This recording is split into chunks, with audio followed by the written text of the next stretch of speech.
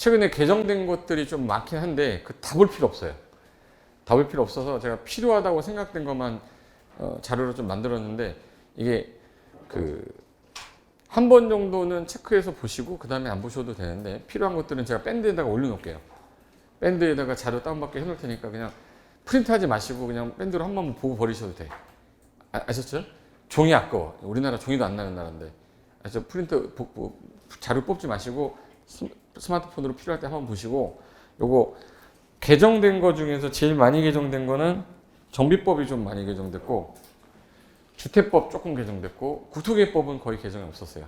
그러니까 3월달, 2월달 건축법에는 다중생활시설 하나 바뀐 거, 다중주택. 그래서 도시 및 주거환경 정비법에서 바뀌었던 게 용어 정리 바뀌었댔죠. 얘는 나올 수가 있을 것 같아서 일단은 주거환경 개선 사업, 재개발 사업, 재건축 사업인데 요 재개발하고 재건축 그대로 용어 정리 있었는데 여기 이렇게 추가됐었던 거 개정 추가 있었었죠. 그래서 공공재개발, 공공재건축 들어갔다고 그랬잖아. 들어온 거 같죠? 네. 그럼 여기서 주거환경 그러면은 못 살아가 무슨 열악? 극히열악. 무슨 밀집이요? 과도 밀집이고 얘는 단독 다세대가 밀집했는데 집을 현재 우리가 기반시설을 싹 해줄 테니까 집은 니들이 스스로 보전, 정비, 개량하는 방식이 주거환경 개선 사업인데 재개발하고 재건축은 일단 열악 나오면 뭐야? 재개발이죠. 열악 나오면 재개발, 양호 나오면 재건축. 상업공업지역이라는 게 어디로 들어갔냐면 도시환경이 재개발로 들어가는 바람에 여기는 주택, 상가, 공장 나오죠.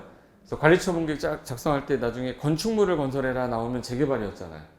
근데 여기 요거 상업공업지역에서 도시기능이 회복이 필요해서 상권 활성화 필요해서 도시환경을 개선하는 사업을 재개발 사업을 하는데 추가로 들어간 거 무슨 사업? 개정 추가된 거예요. 여기 뭐가 들어갔냐? 자, 재개발 사업이란 정비기반시설은 열악하고 노후불량 건축물이 밀집한 지역에서 주거환경 개선하든지 어느 땅 두 개 나와야 돼? 상업공업에서 도시환경 기능을 개선하기 위한 사업을 말하는데 이 경우 다음 두 가지 요건을 모두 갖춰 시행하는 재개발은 뭐라고 하겠다? 공공재개발. 그럼 이제 잘 뜻을 보세요. 재개발 앞에 무슨 단어를 붙였어요? 그럼 사업을 누가 하겠다는 얘기예요? 공공이 하겠다는 얘기지. 조합이 참여하는 것도 포함하고 그래서 여기 시, 군, 구 우리 줄여서 시장, 군수 등이라고 그랬어요. 시장, 군수 등이 직접 하거나 주공 등이 하거나 여기 조합과 공동으로 하는 경우도 포함해서 주공 등이 하거나 그리고 재개발을 하거나 공공부문의 시행자가 사업을 한다. 이게 다 공공부문 시행자라고 해서 공공재개발 시행자라고 그래요. 공공이 사업을 시행하는데 여기 뭐라고 되어 있네? 그러면 공공이 사업을 하는데 그러면 나중에 사업을 하고 날 때 토지 등 소유자들도 있었을 거 아니에요? 이들이 나갔다가 다시 들어갈 거 아니에요? 들어가면 토지 등 소유자에게 주고 남는 거 있죠? 남는 거를 야 이거는 임대주택으로 좀 지어라 아니면 지분형 주택으로 지어라 의무적으로 만들었어요. 그래서 여기 건설 공급되는 주택의 전체 세대수나 전체 연면적 중에 토지 등 소유자 대상으로 주는 분양분을 빼고 뭐하고? 제외하고 나머지 주택의 또는 연면적 50% 이상을 뭐로 지으래? 지분형 주택 아니면 공공임대나 공공지역 민간 임대로 건설을 해라. 이 주택수 산정 방법은 대통령령이니까 안 나올 것 같아요. 그러니까 용어 정의로 만약에 나온다면 머릿속에 이거 넣어야 돼. 전체 연면적 세대수의 몇 퍼센트 이상? 지분형 주택이 뭐예요? 지분형 주택? 응? 여러분이 아파트 사는데 지분형을 샀어. 뭘 샀단 얘기예요? 지분을 샀다는 얘기잖아. 그러니까 아파트를 다 샀다는 게 아니죠. LH랑 같이 사는 거를 지분형이라고 그래요. 그리고 재개발을 그럼 줄이면 앞에 거 요거를 법조문이거든요. 이거 줄이면 결론은 이거예요. 다음의 요건을 모두 갖춰 하는 공공재개발이다. 그래서 시장공사 LH 등이 또는 공공재개발 사업 시행자면 얘네가 공공이 사업하면서 전체 짓고 나서 토지 등 소유자에게 주는 분양분 제외하고 몇 퍼센트 이상 나머지 50% 이상을 지분형이나 공공임대나 공공지원 임대로 지어 건설 공급하는 걸 공공재개발이라고 한다. 그리고 재건축도 똑같은데 요 단어 하나 붙였어요. 기반시설이 양호한데 노후불량 밀집해서 무슨 주택이 밀집한지 공동주택을 주 대상으로 하되 다음 두 가지를 충족하면 공공재건축이라고 했으니까 또 사업 주체가 누구를 얘기하는 거예요? 공공. 그러니까 시장군수 등 주공 등 조합이 같이 하는 것도 포함해서 얘가 들어가니까 그리고 공공재건축 사업 시행자 그럼 공공에서 사업을 하는데 여기 종전의 용적률, 토지 면적, 기반 인적 현황 고려할 때 대통령 영위자한 세대수 이상을 무조건 의무적으로 건설하래요. 다만 정비구역의 지정권자가 여기 세대수를 너무 많이 했을 때 뭐가 부족할 수 있죠? 기반시설.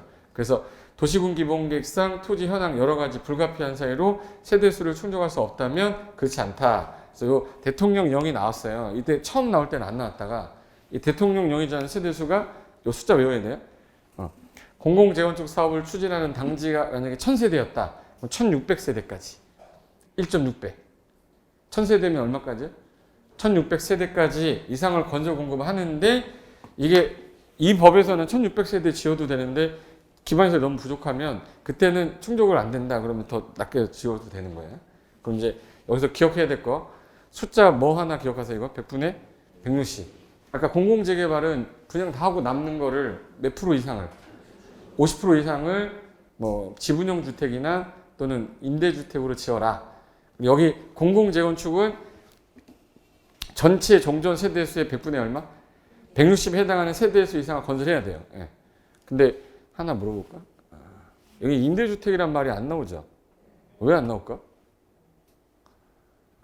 여러분 입장에서 보세요. 제가 재건축 단지 아파트가 있어. 음아파트가 있어. 새로 지어가지고 들어가는데 임대주택이 있어. 좋아할 것 같아요? 100% 재건축 안 합니다. 무슨 말인지 아세요? 임대주택을 싫어해요. 분양자들이, 수분양자들이. 그래서 임대주택을 재건축에 넣어버리면 안 할까봐. 제도는 좋은데 아직 실행하는 데가 없고 뭐 유명무실한 제도 될 것 같아요. 안 한다니까. 그냥 재건축해가지고 용적률 완화해줘봤자 공공이 해버리면 자기가 사업주체가 안 되면 수익을 온전하게 다 못 가져가잖아요. 그러니까 공공재건축은 거의 안 할 것 같아요.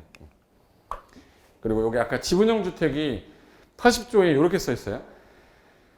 시행자가 LH인데 분양받는 사람 있죠. 분양 대상자랑 이 LH가 공동 소유하니까 지분을 받는 거죠. 그래서 LH랑 공동으로 분양받는다. 이게 뭐예요? 지분형 주택이에요. 적은 금액으로도 집을 마련할 수 있는 거잖아요. 그래서 이 경우 당연히 지분형 주택의 규모라든지 소유기간은 대통령령으로 정할 건데 국장, 시도, 시군구청장은 토지주택공사 등은 정비구역의 세입자랑 60제곱미터 이하의 토지주택을 소유한 자의 요청이 있으면 그 인수한 임대주택의 일부를 토지 임대부 분양주택으로 전환하여 공급을 해라 라고 되는데 토지 임대부 분양주택은 어디서 배웠죠 이거? 토지 임대부 분양주택 어느 법에서? 써있죠 주택법이라고.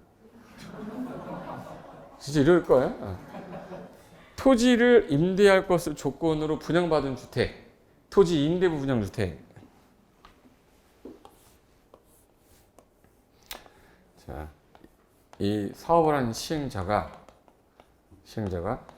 우리가 보통 아파트를 분양할 때는 아파트만 분양하는 게 아니라 대지지분도 같이 분양하죠.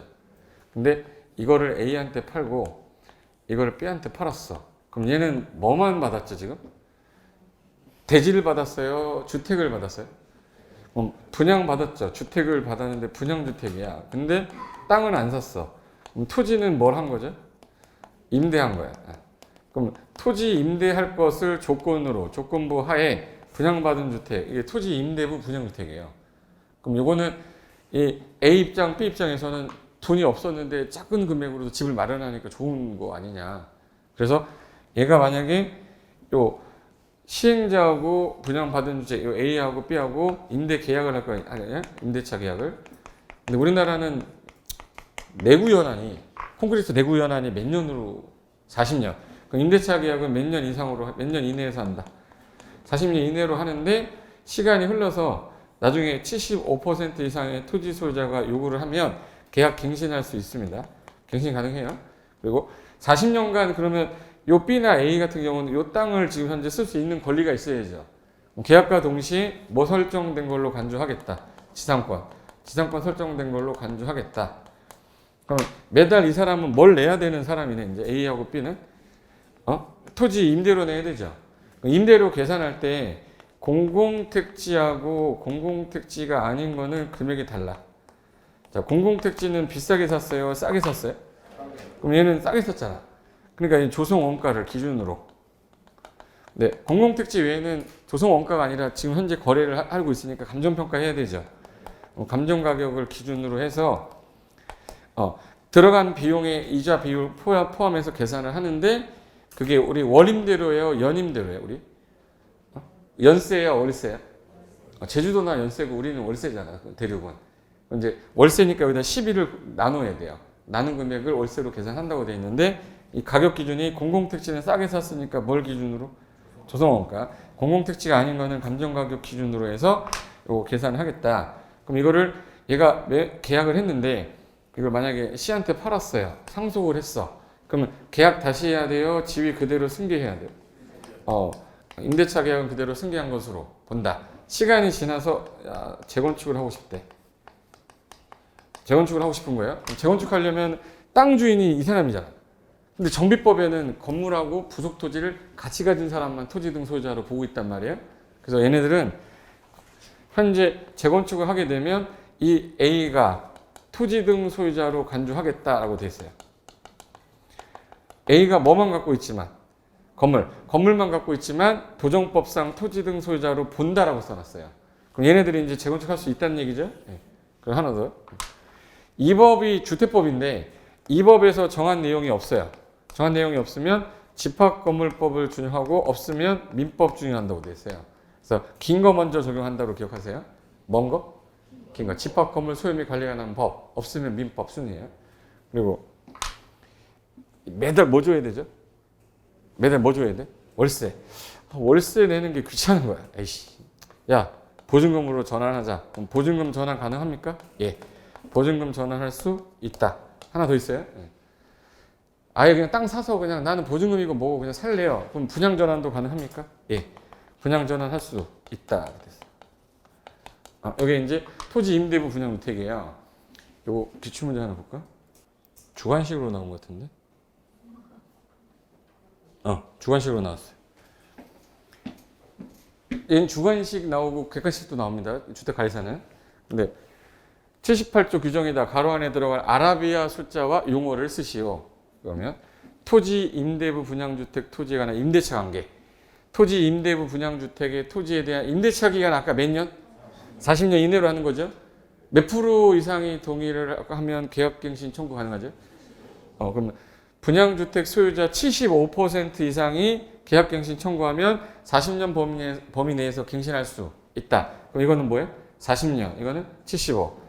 토지 임대부 분양주택을 공급받은 자가 토지 소유자와 임대차 계약을 체결하는 순간 그 주택을 구분소유권을 내가 가져야 되니까 그 목적으로 토지 위에 임대차 기간 동안은 뭐 설정된 거로 간주해야죠?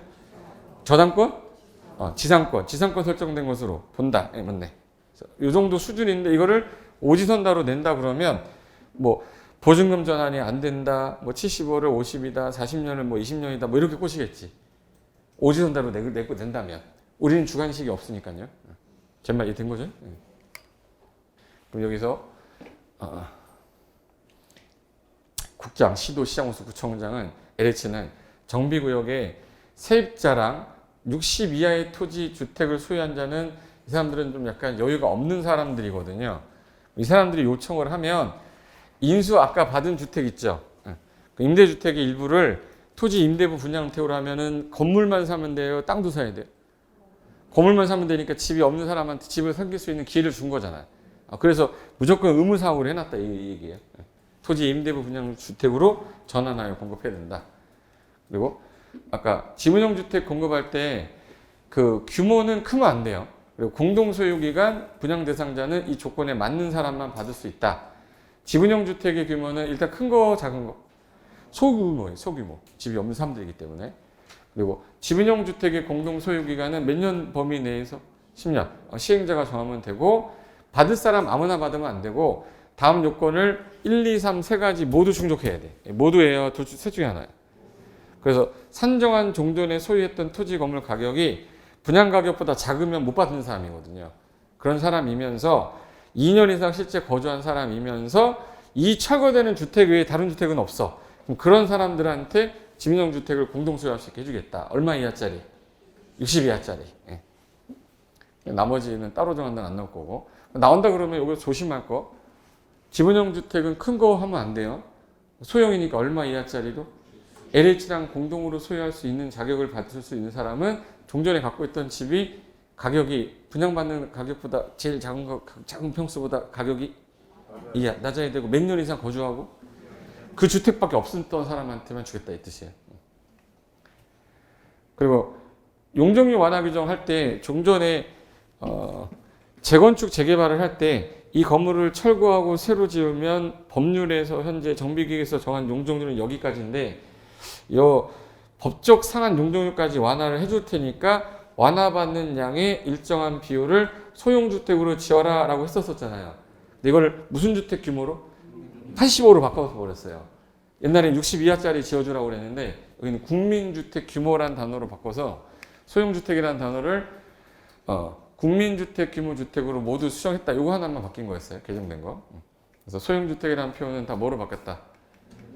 국민주택 규모라는 걸로 바뀐 거예요. 그래서 한번 물어볼까?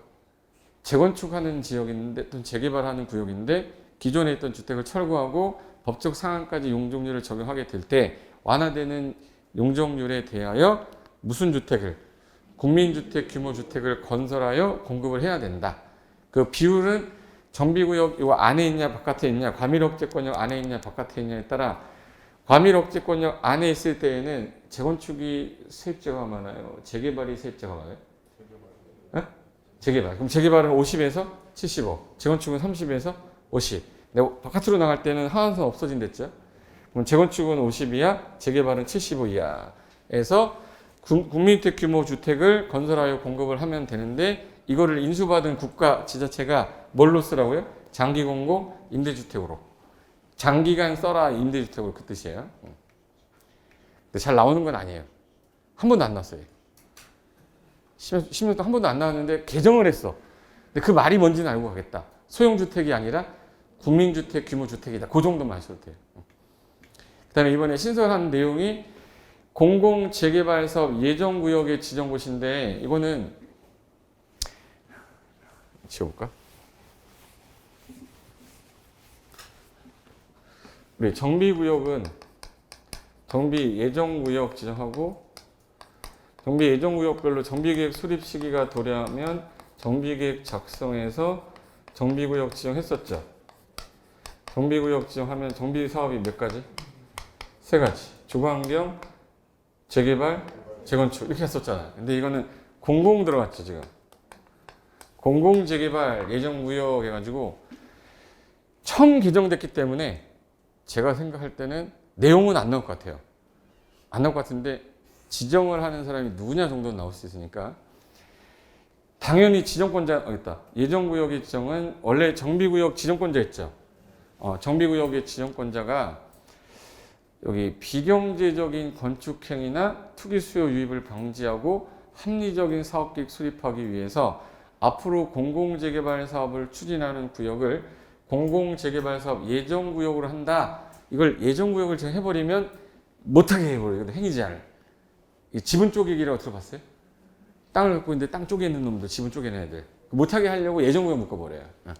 그래서 예정구역 절차는 정비구역 절차랑 똑같이 하겠다. 그럼 예정구역의 지정 신청이라는 거는 이 계획을 위반하는 사람이나 LH 등이 정비구역 지정권자한테 가서 앞으로 공공재개발 사업 할 건데 여기 빨리 예정구역 좀 지정해 주세요. 안 그러면 이것들이 또 땅 분할하고 빈 땅에 건물 짓고 할까 봐 지정해달라고 신청할 수 있고 주공 등은 정비계획 위반권자 통해서 신청하시면 돼요. 바로 다이렉트로 가면 안 되고 LH는 위반권자 통해서 신청하세요. 그러면 이 예정구역에 지정이 되는 순간부터는 다음의 행위를 해서는 안 된다. 지역주택조합원을 모집하는 행위를 하면 안 되는 게 집 짓겠다는 얘기죠. 여기 재개발할 건데 집 지면 안 되지. 모집하지 마세요. 그래서 모집하는 행위를 하려는 자는 시장군수한테 허가를 받아야지만 되고 못하게 하는 게 이거 아까 건축하고 뭐예요? 분할. 이거 어디서 본 것 같지 않으세요? 지분 쪼개기 금지를 미리 해놓는 거잖아. 정비법에서 사전에 차단해놓던 그 건축 행위 제한, 허가 제한이에요. 이것도 똑같이 건축해서 소유자 수 늘리면 안 된다. 토지 분할해서 소유자 수 늘리면 안 된다. 그래서 이거를 원칙이 3년이고 1년 연장하는 거는 정비법하고 똑같아요. 그리고 이 예정구역하고 정비구역, 예정구역하고 정비구역에서도 아까 여기는 싹 밀 거니까 누구 모집하면 안 되죠? 지역주택조합의 조합원을 모집해서는 안 된다. 여기는 아예 모집해서는 안 된다고 돼 있죠. 안 된다고 돼 있잖아. 근데 법 바뀐 거 보면 예정구역에서는 모집하려면 허가받으래요. 안 되는 경우가 많아서 그래. 그래서 여기는 허가를 받으시고 지역주택조합원을 모집하시고 정비구역하고 예정구역은 무조건 안 돼요. 왜? 얘네들 지금 싹 밀어서 아파트 줘야 되는데 거기서 니네들이 몇 명이서 짓지면 재개발이 안 된다. 그래서 지역주택조합 모집하지 마세요. 그 다음에 지분 쪼개기 금지사항도 마찬가지로 언제부터 못하냐 이거 공공재개발사업 예정구역 지정고시가 있을 날이거나 그 전에 투기가 일어날 거라고 시도자가 봤을 때 좀 억제를 좀 해야겠다라고 되면 지정되기 전이라도 고시하는 날이 있으면 그날부터는 지분 쪼개는 거 못하고 그날 이전에 하신 분은 주는데 후회한 사람은 안 줘요. 그래서 우리 권리산정 기준일이라고 해서 땅을 갖고 있는데 이 기준일 전에 분할을 하면 주는데 후회하면 안 준다고 했었던 지분 쪼개기 있었죠. 그 똑같이 준용하겠다. 그런데 예정구역이 여기 필수적이라는 거는 해제하여야 한다예요? 할 수 있다? 반드시 지정고시 되고 나서 2년 될 때까지도 예정구역이 정비구역으로 즉 공공재개발 정비구역으로 지정되지 않거나 공공재개발 사업 시행자가 지정되지 않았다. 2년 동안 지정이 안 됐거나 시행자도 지정이 안 됐다는 얘기는 지지부진하다는 얘기거든요. 그럼 규제만 계속 가하고 있을 수는 없으니까 이거 2년이 되는 날에 항상 무슨 날 재개발 예정구역 지정 해제해야 된다. 이거 할 수 있다 해야 한다. 다만 1회 안에 1년 정도는 공공재개발 예정구역 연장할 수는 있다 이렇게 됐어요. 그리고 공공재개발 사업을 위한 정비구역 지정 등 이것도 이제 정비구역이니까 지정하려면 기본계획 수립 변경하지 않고도 재개발 정비 공공재개발 정비계획 짜서 바로 지정할 수 있는데 요 정비계획 짜는 사람 똑같이 여기서도 이방권자라고 해요.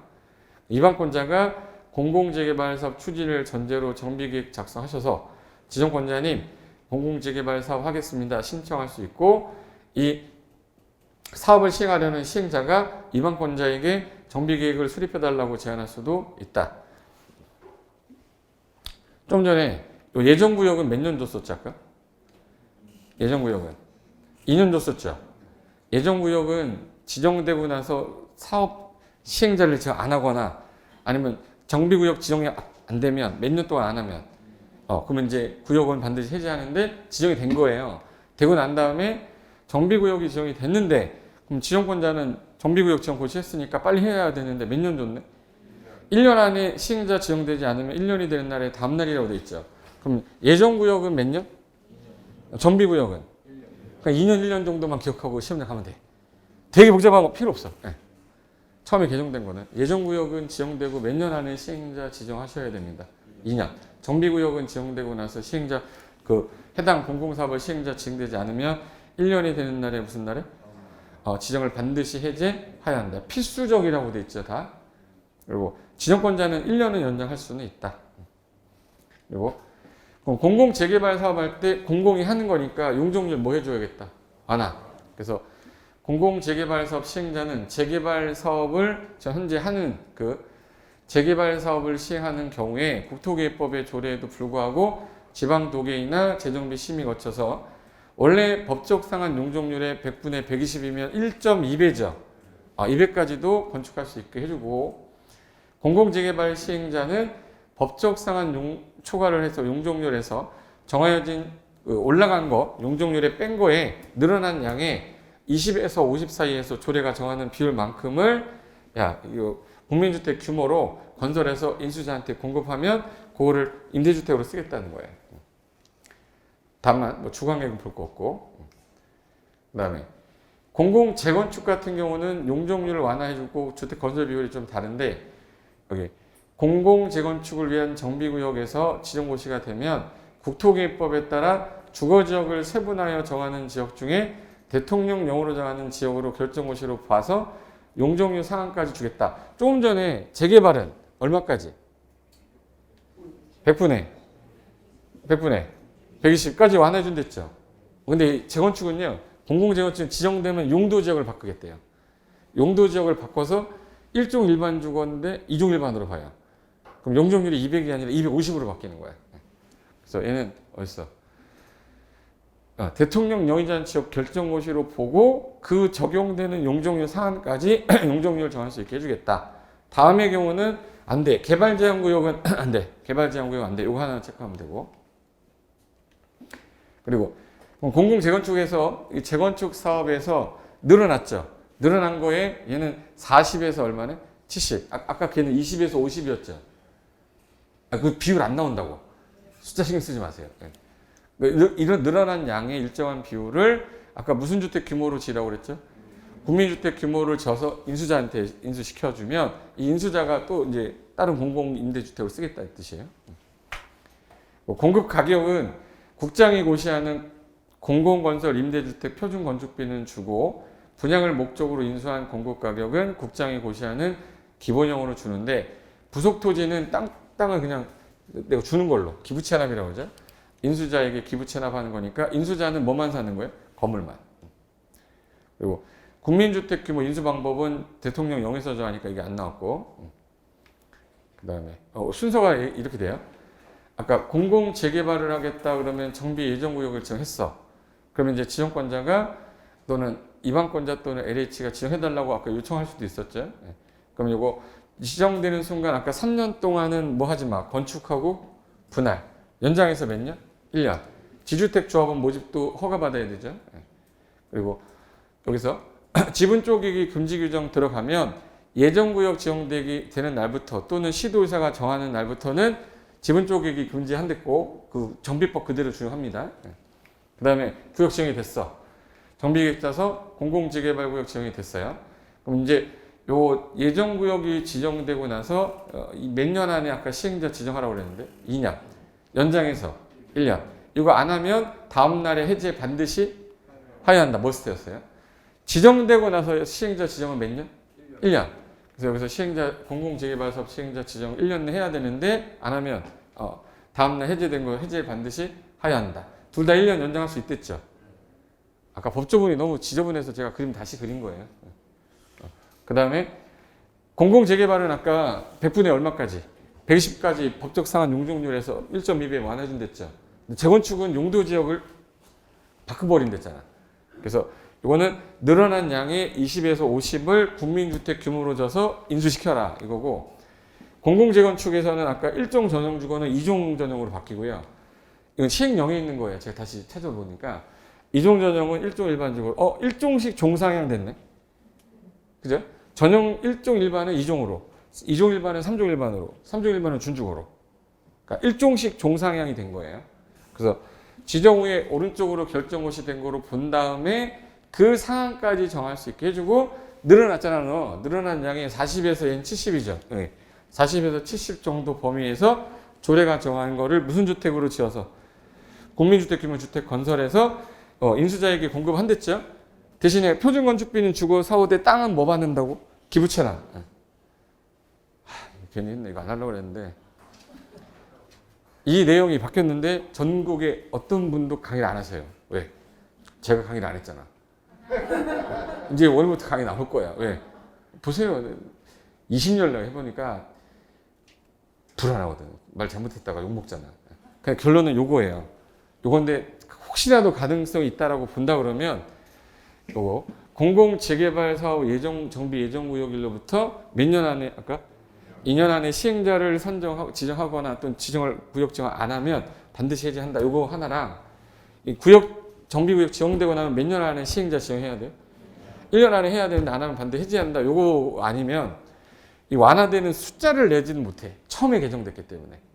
그래서 얘는 뭐 공공재개발은 1.2배까지 100분의 120까지 완화해 줄 거고 완화받으면 늘어난 양의 일정한 20에서 50을 국민주택 규모 주택으로 지어서 인수자에게 공급하십시오. 그리고 재건축 같은 경우는 아예 종상향을 시켜주겠다. 올라간 거에 40에서 70이죠. 그래서 조례가 정하는 그 비율을 만큼을 국민주택 규모로 지어서 인수자에게 공급시키면 그거를 인수자가 기부채납 땅은 기부채납 받고 건축비 주고 받아서 이거 공공임대로 쓰겠다 이런 뜻인 거예요. 통합시민도 나왔는데 이거는 안 나올 것 같고, 개정됐기 때문에 어렵게 나오지는 않을 거예요. 그래서 예정구역 지정되고 아까 몇 년 나와야 돼요? 2년. 정비구역 지정되고 나서 시행자 지정은 1년. 그 정도만 알고 있어도 돼요. 그리고 혹시 모르니까 요거 종상향 할 때는 1종씩 커진다 정도만. 종상향 하면 몇 종씩? 1종. 바로 1단계만큼만 완화해 주겠다. 됐고.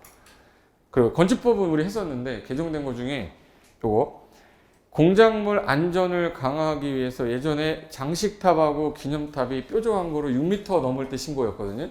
이제는 안 돼. 4m만 넘어도 신고해라라고 개정을 했었어요. 근데 그 개정이 입법 예고가 됐기 때문에 제가 기본서에 넣었었던 거고 추가로 개정이 된 건데. 그리고 벌써 원래는 6m 넘는 것에서 얘를 몇 미터로 낮춰줬어요? 4m 강화시켰습니다.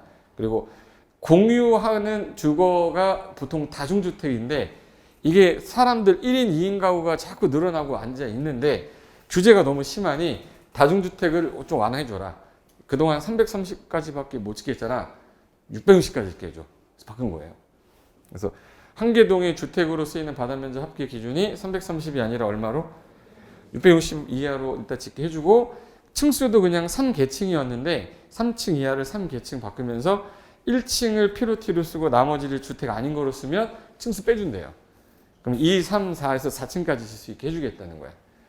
그래서 1층은 주택으로 쓰는 층수에 포함 안 시키는 이유가 필로티로 써서 주차장으로 사용하면 주택 부분이 아닌 것들은 층수에서 빼주면 좀 더 질 수 있으니까 사회적으로 공유형 주거주택 많이 지세요 라고 해서 다중주택 완화해 준 거다.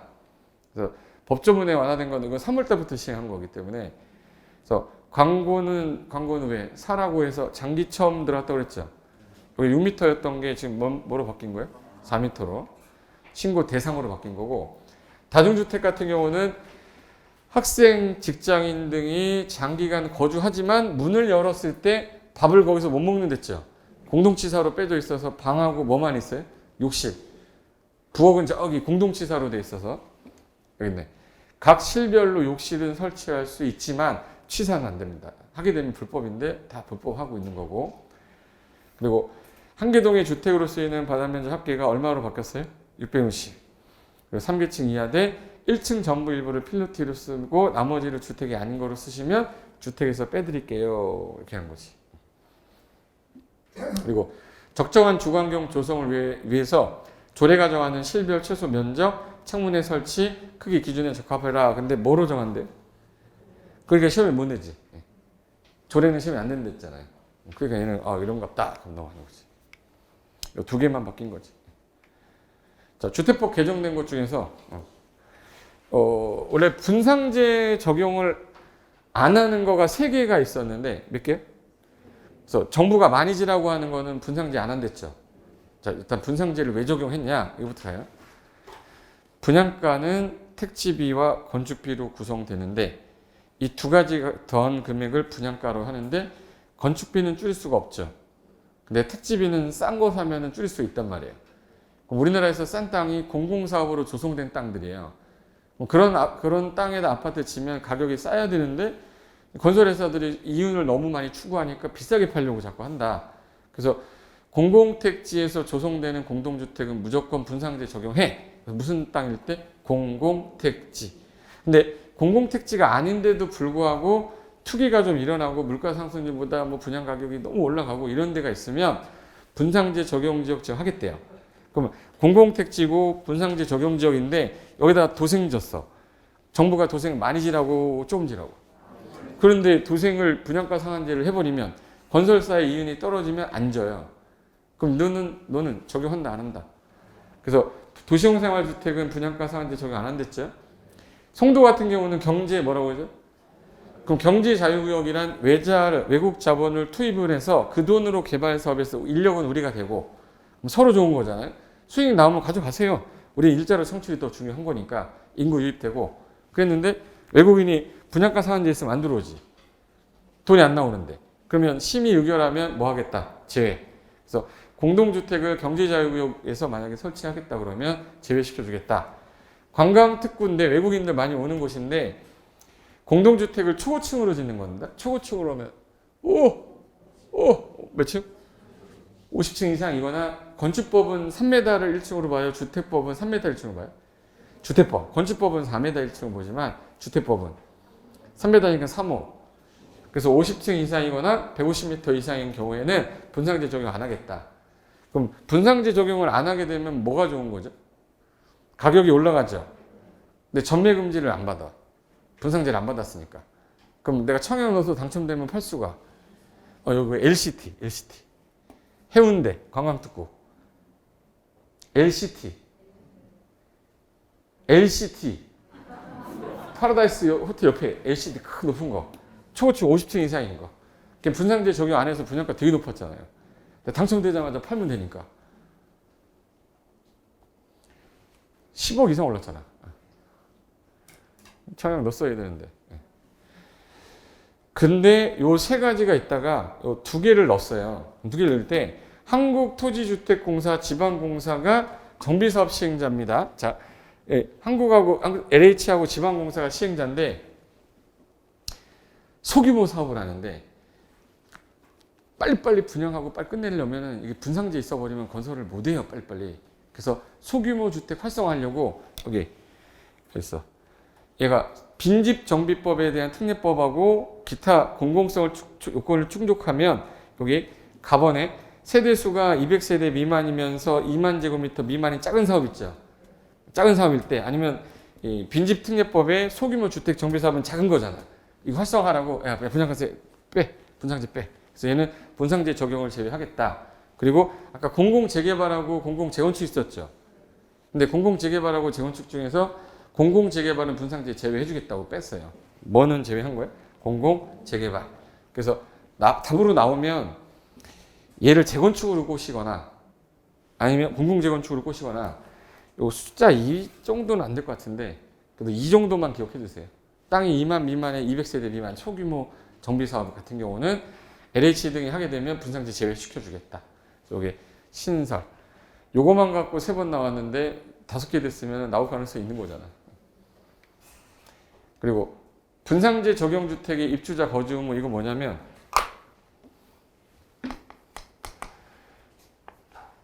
분양가 상한제. 자 보세요. 여기 서울이에요. 서울시고 옆에 여기 남양주 뭐 만들었죠? 신도시, 하남, 신도시, 여기 창릉, 신도시, 인천 대장. 이 대장은 인천 대장이에요. 성남 대장 아닙니다. 그럼 요 3기 신도시죠. 3기 신도시인데 공익사업으로 조성돼서 공동주택을 지면 이거는 무슨 택지가 되는 거지? 공공택지예요. 그래서 여기다 아파트를 지면 이 아파트는 이제 무슨 상한제 받겠네? 공공택지니까 분상제 받겠죠. 옛날에 판교가 처음 분상제 적용할 때 10년간 전매금지였었어요. 10년간 팔지 마 이렇게 했었거든요. 그럼 그때 당시 10년간 팔지 말라고 한 이유가 뭐였냐면 분양가 상한제를 때리니까 이게 4억 정도, 3억 5천, 3억 5천의 분양인데 옆에 있는 분당에 있는 아파트가 7억 같단 말이에요. 6억에서 7억 같단 말이야. 그러면 올라가는 것만 3억에서 4억이야. 피만. 그럼 청약 넣어야 돼, 안 넣어야 돼? 넣은 다음에 대팔 거 아니에요? 그 10년간 팔지 말라 그랬더니 입주를 해야 될 거 아니야. 입주해야 되니까 나 입주 못 하는데 청약 안 넣어. 그럼 이제 청약 경쟁이 좀 약간 줄어들 거 아니에요? 그래서 전매금지를 넣어놨더니 다 사서 전세 넣었어요. 다 사가지고 10년간 전세 넣었다고. 서울에서 살고 전세 넣었어. 근데 그럼 실거주를 안 하잖아 이거. 그럼 여기 이번에 분양하는 거는 실거주 넣어야 되는 거 아니야? 넣었어. 그래서 분양가 상한제 적용주택은 니네들이 이제부터 거주까지 해라 이렇게 넣었다고. 이해됐어요? 네. 그럼 그 사업 주체가 이게 세 개로 나눠져요. 수도권 있고 세종시 있고 공공재개발 세 개로 나눴어요. 수도권 그리고 신행정 수도 후속 대책을 위한 연기 공주 행정 중심 복합도시 건설을 위한 특별법. 법조문이 이렇게 길어요. 세종시. 그다음에 요거는 공공재개발이에요. 얘네들은 거주 의무 기간을 주는데 금액이 일반 가격보다 낮을수록 거주 의무 기간을 길게 해야 돼요, 짧게 해야 돼요? 상식으로 생각하는 거예요. 얘 옆에는 10억인데 얘 지금 7억에 분양하고 얘는 5억에 분양해. 어느 거 사고 싶으세요? 그 의무기간 길어야지. 예. 그래서 80% 기준으로 80%보다 작으면 뭐 5년, 80% 이상이면 뭐 3년 뭐 이렇게 나누겠다는 거예요. 그래서 최대가 5년인데 수도권에서 건설 공급하는 분양가 상한제 적용 주택의 입주자 상속받은 자는 빼고 상속받은 자는 뺀다는 얘기는 의무기간이 있다는 얘기 없다는 얘기예요? 없다. 상속은 의무기간 적용 안 한다는 얘기예요. 돌아가시길 바랄 수는 없잖아 그래도. 그리고 이거 최초 입주 가능한 날부터 5년 범위에서 분양 가격과 여러 가지 고시 방법에 따라 인근 지역 매매 가격이 얼마냐에 따라 의무 기간을 정하겠다. 이거 나오자마자 주택가세 시험이 바로 되는 거야. 우리 시험에도 나올 수 있다는 얘기지. 긴장을 안 하는 거야? 지금 하는 거 되게 중요한 거예요. 이거 실무에서도 써먹어야 되기 때문에.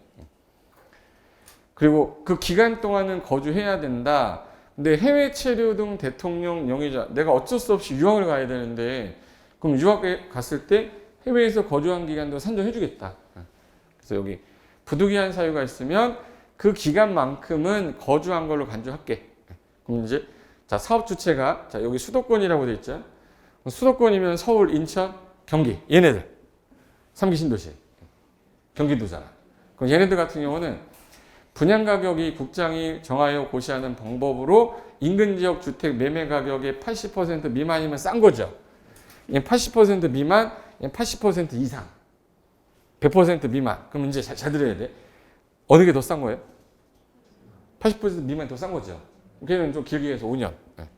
80에서 100 사이면 3년 동안은 거주해라 이렇게 된 거예요. 그리고 이거는 공공택지를 말하는 겁니다. 근데 공공택지가 아닌 지역일 때에는 분양 가격이 인근 지역의 80% 미만이면 좀 싼 거죠. 그럼 걔는 3년. 80에서 100 사이면 얘는 몇 년? 2년. 결론은 얘기할게요.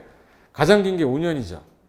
그리고 이제 3년, 3년, 2년, 그 다음에 3년하고 여기 2년이에요. 그럼 대부분 몇 년이구나. 대부분이 3년인 거는 다 얼마 미만인지 보실래? 80% 이상에서 80% 100%. 자, 일단 물어볼게. 5년이 제일 긴 거죠. 5년하고 3년인데 이거는 무슨 택지에서? 공공택지가 아닌 일반 택지는 기간이 짧아야 되니까 3년하고 2년이겠지 뭐 이렇게 해야지.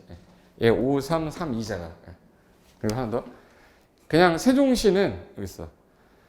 행정중심 복합도시로 이전하거나 신설되는 기간 등에 종사하는 사람에게 입주자 조건을 달리와 별도로 공급하는 주택. 자, 그러니까 세종시의 투기과열지구라고 생각하시면 돼. 세종시의 투기과열지구는 그냥 몇 년? 3년 의무기간이고 공공재개발 같은 경우는 요거 2년으로 제일 짧습니다. 그래서 요 기간을 정해놓고 연결한 것 중에서 틀린 것을 이렇게 넣을 수 있어요. 그럼 조금 전에 부득이한 사유가 있으면 거주한 걸 간주할 때 여기 봐요. 부득이한 사유란 다음 같고 어느 하나에 해당하는 사유를 말하는데 2호부터 8호까지는 LH한테 확인받으셔야 돼요. 1번은 주택에 입주하려면은 내가 입주하려면 이사도 가고 돈도 마련하고 뭐 해야 될 거 아니에요? 그 기간이 아무리 길어도 90일은 못 넘어. 며칠만 내가 더 플러스 해주겠다. 90일. 요게 최초 입주 가능한 날부터 5년 범위는 살라고 그랬잖아요. 그럼 가능한 날이라고 바로 이사갈 수 있는 건 아니잖아. 그래서 최초 입주 가능한 날로부터 90일까지는 네가 준비하는 기간으로 합산을 해주겠다. 그럼 다 저거 써먹을 거야. 근데 또 빨리 이사간 사람들은 어쩔 수 없는 거고. 그래도 며칠은 포함을 시켜주겠다는 거예요. 90일. 그리고 나머지는 LH한테 확인을 받을 때 제가 지금 근무 때문에 생업 때문에 해외에 어쩔 수 없이 체류합니다고 확인 받으시고 특별 공급받은 군인이 있어서 어쩔 수 없이 갔다거나 세대원 중에 누가 문제가 좀 생겨서 치료를 위해서 어디 갔다거나 그리고 의무자가 뭐 혼인 이혼으로 입주한 주택에 잠시 퇴거하고 잠깐 갔을 때 애들 때문에 뭐 문제가 생겨서 어디로 잠깐 이사 갔을 때 이런 경우는 확인을 받고 할 수 있는데 요거는 1번은 단독으로 나올 수 있는 지문이잖아요. 그러니까 입주 가능일부터 며칠까지는 포함을 해주겠다. 90일. 그 정도만 기억하면 되겠네. 그럼 이제 거주 의무자가 아까 의무기간 동안 살아야 되는데 거주 의무기간 내 거주를 이전하려는 경우에 거주 의무자는 누구한테 가서 사달라고 해야 돼? LH한테. 어디서? 한국토지주택공사에게 주택 매입을 신청해야 돼. 잡아요. 부득이한 사유 없이 의무기간 동안 이 거주를 이전하겠다. 난 가야 된다는 거야. 의무기간이 있는데 그러면 팔고 가라. 누구한테? LH. 그럼 LH가 신청받았죠? 또 의무기간 위반했다는 사실을 알게 되면 그 위반 사실 의견 청취하고 나서 그 주택을 LH가 사버리겠다는 거야. 그럼 사게 되면은 피 줄까요, 이거? 피 안 줘요. 물어볼까? 올해 말에 청약을 받을 거예요. 그럼 청약 넣었는데 당첨이 된 거예요. 그래서 아파트를 다 줘서 내후년에 입주를 할 거야. 그럼 최초 입주 가능일 있죠. 그날부터 공공택지죠. 근데 얘가 잠실 아파트가 30평형대가 지금 15억인데 얘가 10억에 나왔어. 그럼 3분의 1이죠. 80% 미만이죠. 5년이야. 그럼 입주 가능한 날부터 몇 년 동안 나 살아야 돼? 근데 2년 살다가 나는 해외 이주가 아니고 그냥 이사 가겠대. 누구한테 팔고 가라? LH한테 팔고 가라고. LH가 그냥 사요. 입주금만 받아. 그리고 이자는 주겠지. 그네. 그가 납부한 입주금과 은행법에 따른 1년 만기 예금금리 평균 이자율만 준대요. 그럼 얘는 프리미엄 지금 5억 있죠? 못 먹어요. 입주금인지 10억인데 그동안 다 내진 않았을 거 아니야. 그동안 뭐 대출도 받고 뭐 했을 거 아니야. 걔가 입주했을 때 내는 금액하고 이자 정도 주겠다는 거예요. 그리고 여기 있다. 이 지급한 날에 다시 LH가 취득한 거를 간주하고 의무자는 거주 의무기간 동안 계속하여 거주해야 된다라는 걸 소유권 등기, 부기 등기해라. 왜 하냐면 제가 아까 판결에서 무슨 짓 했다고 그랬죠? 전세 났다고 그랬잖아. 근데 등기부등본에 뭐라고 써있냐면 해당 주택은 소유자가 직접 거주하여야만 됩니다라고 부기 등기 해놓으면 누가 전세 들어오려고 그러겠어요? 그잖아. 그래서 부기 등기 하라는 거예요. 그러면 이미 계약을 했는데 그 다음에 들어오면 등기를 하면 안 되잖아요. 그럼 최초로 생기는 시점이 언제죠? 보전 등기. 그래서 주택에 무슨 등기할 때 보전 등기와 동시에 하시고 그 다음에 한국토지주택공사가 취득한 주택을 국토교통부령에 정하는 바에 따라 공급받은 사람은 전매기간 중에 잔여기간 동안은 그 주택을 전매 못해요. 예를 들어서 LH가 이 취득한 주택이죠. 그 주택을 공급받았어. 전매기간 중에 잔여기간이 남은 기간이 있으면 그 의무기간 채우고 파셔라. 거주 계속 하셔라 이 뜻이고 한국토지주택공사가 주택을 취득하거나 공급할 때 이분들은 취득할 수 있어야 돼요? 없어야 돼요? LH 믿으니까 못 믿으니까? 믿고 싶죠. 우리도 믿고 싶은데 법에서는 믿어야 된다고 돼 있어서 이분들은 전매금지 없습니다. 거주 의무기간 있습니까? 없습니까? 없습니다. 그리고 이제 거주했는지 안 했는지는 그거 어떻게 할 건데? 실태조사 하겠대요. 그래서 분양가 상한제 적용주택의 거주 실태 조사를 할 테니 국토부하고 지자체장이 이 거주 의무자 등이 실제 거주하는지는 뭐 서류를 제출한다거나 뭐 예를 들어서 전입신고를 했는지 뭐 이런 것들 확인해야 되니까 공무원으로 하여금 출입도 할 수 있고 조사하게 해서 할 수 있다. 이건 이제 실무적인 부분이니까 시험에 나올 가능성은 없을 거예요. 그리고 문제 하나 풀어볼까? 여기 2번 문제로 나왔는데 주택법령상 사업주체가 수도권 나왔죠. 수도권 아까 세종시인데 뭐? 세종시인데 뭐? 투기가해지고 그 다음에 공공 재개발 5년, 3년, 2년, 3년, 2년 있었잖아요. 자 일단 수도권부터 합니다. 공공택지하고 공공택지 아닌 지역이 있었어요. 공공택지 경우에는 80% 인근 공급 가격보다 80%보다 작아. 싸, 되게 싸. 몇 년? 80에서 100 사이면 3년. 근데 공공택지가 아닌 지역으로 나왔어요. 공공택지가 아닌 지역이면은 얘가 80% 미만짜리는 3년, 80에서 100이면 2년. 그리고 저기 세종시 있죠. 세종시 투기과해지구는 3년. 기억해요? 세종시는 3년이야. 공공재개발은 몇 년이? 2년. 근데 요거를 분양 여기 수도권만 낸 거예요. 수도권에 건설하는 공급하는 분양가 상한제 적용주택의 입주자의 거주 의무에 관한 설명인데 옳지 않은 거, 틀린 거 찾아라. 자, 상속받은 사람은 아까 의무기간 있었어요? 없었어? 상속받은 자에 대해서는 거주 의무 없다. 맞잖아요. 2번. 해당 주택이 공공택지입니다. 그러면 그 주택은 의무기간이 2년이다. 이렇게 하면 안 되지. 공공택지면은 5년 아니면 3년이죠. 80% 미만이면 5년. 80%에서 100% 사이면 3년. 근데 2년이라고 하면 택도 소리 하는 거잖아. 정답 2번 이렇게 된 거지. 이해되신 거죠? 네. 3번. 해당 주택에 입주하기 위하여 준비 기간이 필요할 때 아까 바로 입주 못하니까 며칠은 산정해 주겠다. 90일. 주택에 거주한 것으로 보는 기간은 최초 입주 가능일부터 90일까지다. 맞죠? 4. 거주 의무자는 의무기간 동안 계속 거주하여야 함을 아까 등기하라 했죠. 소유권 등기. 무슨 등기? 부기 등기가 아니라 등기예요. 부기 등기해야 된다. 5. 거주 의무 위반을 이유로 한국토지주택공사가 취득한 주택을 공급받은 사람은 거주 의무 기간 중 잔여 기간이 있으면 계속 거주해야 됩니까? 네. 그 주택에 계속 거주해야 됩니다. 그래서 답은 몇 번? 2번. 그러니까 최근 개정됐던 거는 주택법에서는 다 냈어요. 제가 낸 게 아니라 출제위원이 냈으니까. 그 다음에 요거 우리 위무. 옛날에는 지위는 딱지 매매하지 말라고 했는데 지위 양도를 했다. 그러면 지위는 뭐 되고? 무효. 계약은 취소? 할 수 있다였던 거를 하여야 한다로 개정했어요. 반드시 취소하겠다. 강력하게 하겠다. 그리고 아까 투기과열지구는 1년마다를 뭐로 바꿨고? 반기마다. 조정 대상은 없었는데 반기마다를 신설했어요. 타당성부터 반기마다. 됐고 그 다음에 이제 전매행위 금지되는 대상. 이거 원래 거의 다 끝났어요. 자, 우리가 주택 청약 저축을 가입해서 제가 40년 한 20년을 내가 넣어서 1순위가 됐어요. 제가 받아야 돼요? 딴 사람이 받아야 돼? 제가 받아야죠. 딴 사람이 받게 하는 게 원칙이 가능할까? 안 돼. 그럼 이거는 주택을 공급받을 수 있는 지위 증서는 무조건 양도가 안 되는 거예요. 그런데 양도가 안 되는데 분양권을 내가 넣었어. 이번에 청약을 넣었는데 당첨이 됐어요.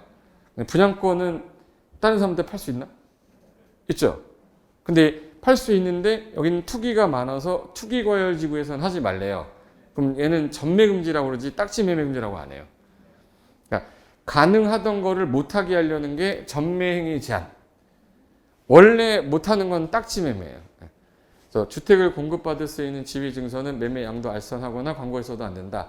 하게 되면 지위는 무효, 계약 취소, 돈 주고 사오는 거 헌매, 나가자식아 퇴거 명령하고 10년간 입주 자격 제한. 이건 딱지매매 제한이고 분양권을 팔지 마세요가 어디에? 투기과열지구. 조정 대상 지역 분양가 상한제는 일정 기간 전매하지 마세요. 공공택지가 아닌 땅에서는 6개월인가 1년 기간 동안 팔지 마세요. 공공재개발도 일정 기간 하지 마세요라고 신설을 했어요. 이걸 전매 뭐라고 그러죠 이거? 금지지역이에요. 근데 전매 금지인데 딱지 매매는 상속 저당은 제외되는데 얘는 상속만 제외합니다. 규제가 더 세다는 얘기예요. 얘가. 그래서 사업 주체가 건설을 공급하는 주택으로 일단 선정된 지위라든지 다음 갖고 해당하는 것은 최대 10년 범위 내에서 이 기간이 지나기 전에는 주택을 전매, 증여, 즉 매매, 증여 그 밖의 권리 변동 모든 행위를 포함하되 뭐만 제외하고? 그럼 얘는 상속 저당 제외가 아니라 상속만 제외하고 전매하거나 알선할 수 없다. 이 기간은 수급 상황이나 투기 우려를 고려하여 정하는데 시험에 유일하게 나올 수 있는 것은 투기과열지구예요. 얘는 입주자로 선정된 날부터 등기할 때까지 단 몇 년 초과할 수 없다. 5년. 네? 분양권. 안 할 거야. 졸려 지금 내가? 이게 게임처럼 해야 돼. 안 되면 총을 딱 쏴서 긴장해야 돼. 한번 무궁화 꽃을 딱 했는데 다 여기 딱 쏴버려야 되는데. 일단 5가지 중에서 시험에 이번에 나오면 투기과열지구 아니면 금지 기간을 외우기는 의미가 없어요. 뭐 매년 바꿔왔는데 뭘 또 이게 중요하다고 바꾸겠어. 거주 의무 기간이 중요하지. 다만 예외적으로 요 5가지 해당되면 전매행위 하지 마세요 했는데 얘네들은 가능합니다. 생업상 사정으로 전매가 불가피하다고 인정이 되면 전매 금지를 적용하지 않는데 단 한국토지주택공사가 동의를 해주면 또 팔 수는 있어요. 그리고 분양가 상한제 적용받은 주택의 경우는 누가 우선 매입을 하냐면 LH가 우선 매입해요. 아까 한국토지주택공사가 그 의무기간 정해줬죠. 그 팔 때 딴 사람한테 못 팔고 누가 우선 매수해? LH가. 피 못 받는다고 그랬잖아. 분상제는. 그래서 1번부터 8번 중에 1번이 개정됐고 8번은 신설, 실직, 파산, 불량. 코로나로 인해 회사 망할 것 같은데 나 집은 팔게 해줘야 될 거 아닙니까? 그래서 팔게 해주겠다. 그리고 세대원 전원이, 즉 주택 공급받는 사람이 포함된 전원이 근무, 생업, 사정, 질병, 치료, 취약으로 다른 광역시 시군으로 가되 같은 광역시 군은 안 돼요. 다른 데로 가면 팔게 해주겠다. 단 수도권 안에서는 안 돼요 라고 해서 수도권 의로를 안에서로 바꿨어요. 그러니까 수원에서 용인 안 돼 이제. 용인에서 인천 안 돼요. 수도권 안에서는 아예 안 돼. 그래서 수도권 안에서라는 거 하나 기억해 두시고. 그리고 전원이 가야 된댔어요. 일원이 가야 돼요. 특징이 전원 그리고 숫자 2가 나와. 그래서 해외로 먼주, 이주 몇 년치로? 2년, 이혼, 이혼 이게 기억해둬요. 몇 년? 2년. 그리고 이혼할 때는 전부 배우자한테 줘야 돼요. 일부 줘가지고 괴롭혀야 돼. 다 줘야죠. 공동 소유할 때는. 그죠? 일부 중이요. 일부 중. 배우자한테 공동 소유할 때는 일부 중에 할 수 있습니까? 예. 그래서 여기서 시험 틀리게 할 때는 전원을 일원으로 바꾼다거나 2년을 뭐 3년으로 1년 6개월로 냈었고, 그리고 배우자 일부 증여인데 전부 증여라고 해서 틀리겠고, 그 다음에 이거 광역시 관할구역에 있는 군을 제외하는데 군을 포함으로 이렇게 된 적도 있고, 요 정도만 받으시면 돼. 그래서 아까 분상제 적용할 때 여기 시험에 나왔던 건데 제가 문제 유형으로 바꾼 거예요. 한번 볼게요. 자, 수도권인데 여기는 행정중심 복합도시면 세종시죠. 공공재개 말이죠. 그럼 여기 공공택지 안에서라고 썼어요. 공공택지 안에서. 그럼 분양가격이 80% 미만이다. 몇 년 줘요? 이 나쁜 자식. 이건 투기 너무 많아 이거. 5년. 그럼 80에서 100 사이면 3년. 그리고 공공택지 외죠. 그럼 80% 미만이면 3년. 80에서 100 사이면 2년. 3년. 3년. 여기 공공재개발은 2년. 그래서 답이 5, 3, 5, 3, 3, 2, 5, 3, 3, 2, 3, 2 맞네. 이거 1번 답이네. 그래서 5, 3, 3, 2, 3, 2죠. 근데 시험에서 낸 거는 수도권만 낸 거예요. 얘는 안 냈었던 거고. 시행령이 안 나왔었거든. 근데 최근에 나왔어요. 그래서 제일 긴 거 하나는 외우고 가시죠. 어디에서? 수도권 공공택지인데 80%보다 싸. 인근 아파트가 보다. 그럼 그게 몇 년? 5년. 나머지 3년 찍는 거예요. 그리고 2년짜리가 2개 있었거든, 이게. 좀 덜 비싼 거. 덜 싼 거. 덜 싼 거는 몇 년? 2년. 그렇게 기억하시면 되고. 마지막 농지법 개정된 건데, 얘가, 주말 체험 용농이라는 거를 통해서 사람들이 투기를 하더라. 그래서 주말 체험 용농이라는 거는 이제 농업진흥지역 안에 있는 거는 못 취득하게 해버렸어요. 그럼 농업진흥지역 외의 땅만 취득하겠대. 그래서 농업인이 아닌 개인이 주말 등을 이용해서 취미, 여가 활동으로 농작물을 경작, 다년생 식물 재배하는 거를 주말 체험 용농이라고 하는데, 요거 농업진흥지역 외의 농지를 소유할 때, 즉 어디는 취득할 수 없다. 농업진흥지역 농지는 안 돼 이제. 대부분 싸게 나오는 게 농업진흥지역이라 사놨다가 나중에 뭐 하려고 하니까 못 사게 하는 거예요. 농업진흥지역 못 사게 하려고. 그리고 신설 규정이 금지행위인데 누구든지 다음 각호 어느 하나에 해당하는 행위를 하여서는 안 된다. 이게 우리 문제에 생겼어요. 중개사. 농지 소유 제한이나 소유 상한에 걸렸는 사실을 우리가 알았는데 소유하시라고 괜찮다고 권유하거나 중개하면 안 돼요. 상한제 걸렸는데 사실은 괜찮아. 이게 우리가 체험용은 얼마까지밖에 안 되죠? 3천도 괜찮아. 이렇게 하는 거. 그럼 안 돼. 이거는 알고도 중개하거나 권유하면 안 돼요. 그리고 농지 위탁 경영 제한에 대한 위탁 경영하면 안 되는 거 아는데도 불구하고 위탁 경영하도록 권유하거나 중개하시면 안 돼요. 그리고 임대차 사용대차 제한 받는데도 불구하고 이거 권유하거나 중개하는 행위 하지 마시고, 이거 하려고 내가 업소에다가 이거 해줄게요라고 광고해도 안 돼요. 중개업 하는 거 규제하는 거 들어갔습니다. 그리고 농지증 발급 제한이 이게 시구 읍면장이 발급을 해주는 거잖아요. 그래서 실태조사 등에 따라 영농조합 법인, 농업회사 법인 같은 법에 따라 해산 명령 청구 요건에 해당하는 것을 인정하는 경우에 농지증 발급받지 아니할 수 있다. 이게 왜 나왔냐면 그동안 농지 취득을 전부 다 법인 이름으로 취득했어요. 세금 때문에. 근데 법인이 취득해놓고 농사를 지어야 되는데 나중에 부동산 투기 목적으로 사니까 법인도 규제하려고 만들었어요. 그래서 자 봐요. 종전에는 농지 처분 명령 사유가